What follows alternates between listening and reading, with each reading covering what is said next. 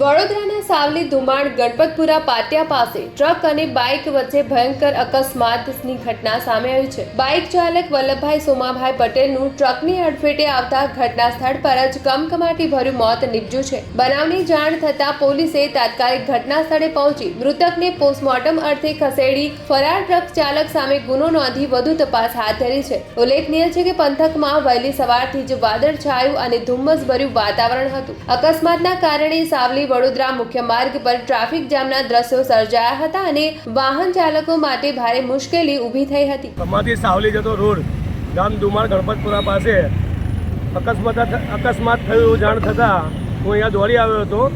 અહીંયા સ્થળ પર આવતા એક ટ્રક ચાલકે બાઇક સવારને ટક્કર મારતા મૃત્યુ પામેલ છે। એ મૃત્યુ પામેલનું નામ વલ્લભભાઈ સોમાભાઈ પટેલ છાસરા ગામના છે અને સ્થળ પર જ મૃત્યુ પામે છે। પોલીસને જાણ કરતાં પોલીસ આવી છે। પોલીસની કાર્યવાહી ચાલુ છે।